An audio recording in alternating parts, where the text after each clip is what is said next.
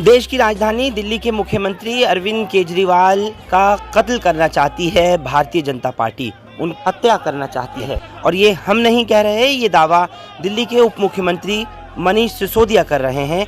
आज 6 flag staff road मुख्यमंत्री अरविंद केजरीवाल के जो सरकारी आवास पर भारतीय जनता पार्टी के युवा मोर्चा के कुछ पदाधिकारियों ने और कुछ गुंडों ने हमला किया, उसको देखते हुए मनीष सिसोदिया ने एक अहम बयान जारी किया है। पहले सुनिए उनका बयान। पार्टी को मिली 0 सीट के बाद बीजेपी इस हरकत पे उतर आई है कि अब अरविंद केजरीवाल जी की हत्या करवाना चाहती है।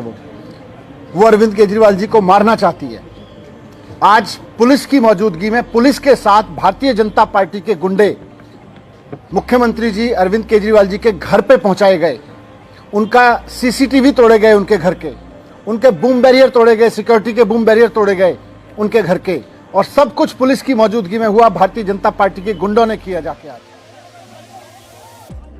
तो सुना आपने, खुले तौर पर उप मुख्यमंत्री मनीष सिसोदिया कह रहे हैं कि भारतीय जनता पार्टी के गुंडे हत्या करने के इरादे से मुख्यमंत्री अरविंद केजरीवाल के जो सरकारी आवास है वहां पर पहुंचे और उन्होंने आकर के हमला किया। उन्होंने वहां आकर के तोड़फोड़ मचाई, सीसीटीवी कैमरे को तोड़ा, बूम बैरियर्स तोड़े, जो पुलिस की बैरिकेडिंग लेयर थी उसको पूरी तरह से गिरा दिया। और ये तमाम सब कुछ पुलिस के साथ में, पुलिस की नाक के नीचे, पुलिस की मौजूदगी में होता रहा। इस मामले पर नॉर्थ डिस्ट्रिक्ट डीसीपी की तरफ से एक बयान जारी हुआ जिसमें बताया गया कि आज 11:30 बजे एक धरना बीजेपी युवा मोर्चा की तरफ से आज अरविंद केजरीवाल के घर के करीब में रखा गया था, जो कि 11:30 बजे के बाद से था। तकरीबन 150-200 प्रोटेस्टर्स जो थे, प्रदर्शनकारी, वो सीएम रेजिडेंस के बाहर जो लिंक रोड है आईपी कॉलेज के पास, वहां जमा हुए थे। उन्होंने अपने बयान में ये भी लिखा है क्योंकि केजरीवाल ने दिल्ली विधानसभा में कश्मीर फाइल्स को लेकर के जो अपना बयान दिया, उससे आहत होकर, उससे नाराज़ होकर इन भाजपा युवा मोर्चा के पदाधिकारियों ने और कार्यकर्ताओं ने ये घेराव रखा था। बहरहाल लगभग 1 बजे के आसपास कुछ प्रोटेस्टर्स ने जो बैरिकेड्स थे उनको तोड़ दिया और केजरीवाल के घर के बाहर तक पहुंच गए नारे लगाते हुए, और उन्होंने वहां जाकर के जो पीटीजेड कैमरा, सीसीटीवी कैमरा और बूम बैरियर्स वगैरह थे उन तमाम को भी तोड़ दिया। जो मेन एंट्री गेट है केजरीवाल की सरकारी आवास का, उस पर ये लोग रंग लेकर गए थे। वहाँ जाकर के वो रंग फेंका, जमकर नारेबाजी की और कई जगह तोड़फोड़ की। पुलिस की टीम ने मौके पर पहुँचते ही इन लोगों के लगभग 70 से ज़्यादा जो प्रदर्शनकारी थे उनको डिटेन किया और उनको अलग अलग थानों में ले जाया गया है। और ये भी साथ में लिखा हुआ है कि जो लीगल एक्शन है उसको पुलिस ले रही है। आपको ये भी बताना चाहूँगा कि जिस वक्त में ये हमला हो रहा था और ये तमाम गुंडे आकर के 6 फ्लैग स्टाफ रोड पर नारेबाजी, तोड़फोड़ और हुड़दंग मचा रहे थे, तब केजरीवाल घर में मौजूद नहीं थे। इस पर सवाल उठा दिया है कि किस तरह से एक मुख्यमंत्री के घर तक, उसकी दहलीज तक पहुंचा जा सकता है और फिर उस पर हमले की पूरी तैयारी की जा सकती है। तो आप और हम बाकी आम आदमियों की सुरक्षा का, उनकी हिफाजत का क्या पैमाना है दिल्ली में, उसका अंदाज़ा साफ तौर पर लगा सकते हैं। बड़ा सवाल एक ये भी है, क्या ये कोई सियासत का हिस्सा था, नफ़रत का नतीजा था, या फिर कोई और साजिश?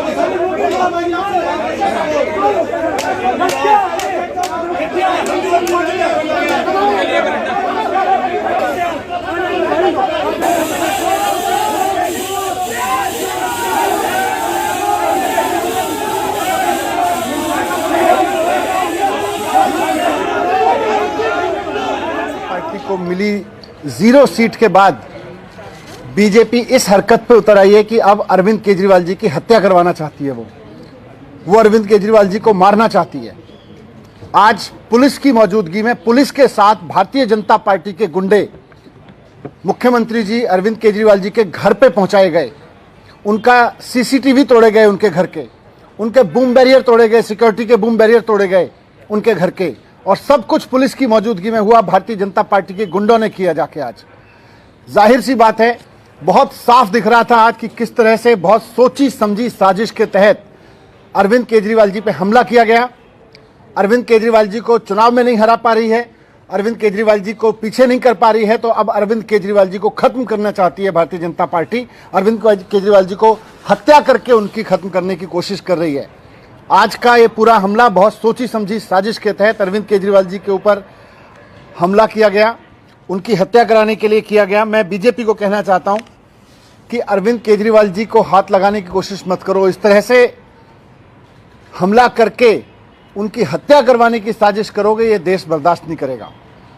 आज भारतीय जनता पार्टी ने जिस तरह से जानलेवा हमला किया है, जानबूझ के पुलिस लेके गई वहां पर बूम बैरियर के पास में, गुंडों को लेके गई, उनके सीसीटीवी कैमरे तोड़वाए गए, उनके घर के बूम बैरियर तोड़वाए गए। जो मैंने पहले कहा, फिर से दोहरा रहा हूं कि पंजाब में हार की वजह से, पंजाब में 0 सीट मिली है भारतीय जनता पार्टी को, और पंजाब में आम आदमी पार्टी की प्रचंड जीत हुई है, उससे पूरी तरह से बौखला गई है भारतीय जनता पार्टी। और अब वो केजरीवाल जी को जब चुनाव में नहीं हरा पा रही, जब किसी तरह से साजिशें कर करके नहीं हरा पा रही, तो अब वो उनको मरवाना चाहती है, उनकी हत्या कराना चाहती है। ये बहुत खतरनाक खेल खेल रहे हैं भारतीय जनता पार्टी वाले लोग, और आज जो किया वो केवल और केवल अरविंद केजरीवाल जी की हत्या का एक षड्यंत्र किया है इन्होंने। सर, कोई कंप्लेंट कर रहे हैं, सारा सब कुछ पुलिस, जो पुलिस वहां लेके गई है, कंप्लेंट तो उसी से करेंगे। तो ये क्या सर, ये एक तरीके से क्रिमिनल आप इसको देख रहे हैं या पॉलिटिकल देख रहे हैं? किस तरीके का ये जो पूरा आज जो हुआ है केजरीवाल जी के घर? सीधे सीधे क्रिमिनल है, पॉलिटिकल कहाँ है? पॉलिटिक्स तो बहाना है, वास्तव में तो अरविंद केजरीवाल जी को मरवाना है इनका इरादा। ये क्यों लेके गए वहां पे? कैसे किसी मुख्यमंत्री के दरवाजे तक पहुंच सकती है पुलिस इस देश में? ये गुंडे इस तरह से पहुंच सकते हैं इस देश में? केवल और केवल क्योंकि उनकी साजिश है। भारतीय जनता पार्टी पुलिस को साथ में लेके इस हत्या को अंजाम देना चाहती है। सर, पुलिस अधिकारी की तरफ से अभी तक कोई बयान किसी तरह कोई एक्टिविटी नहीं, अभी आप ही लोग लाओगे बयान तो। Sir, usually there is a barricade when you enter from the main road into that slip road. There is a police barricade, like a heavy barricade and presence of police there. So what happened to that? I mean, was it there from the morning or was it absent since the morning or they broke that? इसी से समझ में आता है ना कि police लेके गई है हत्या करवाने के लिए केजरीवाल जी की, उनके दरवाजे पे लेके गई है बीजेपी के गुंडों को आज। सर, ये तो और पहले भी ऐसा हुआ है कि जब लोग बिल्कुल गेट के पास चले गए, वहाँ पर कुछ लिख दिया, गाली छोड़ दी, पहले भी तो आज तो सारे सिक्योरिटी कैमरे तोड़ दिए। इसका मतलब साजिश कुछ बड़ी है। सारा बूम बैरियर तोड़ दिया। कैसे सीएम के घर के सामने का एकदम गेट पे लगा हुआ बूम बैरियर तोड़ा जा सकता है? इन हत्यारों को पुलिस लेके आई है।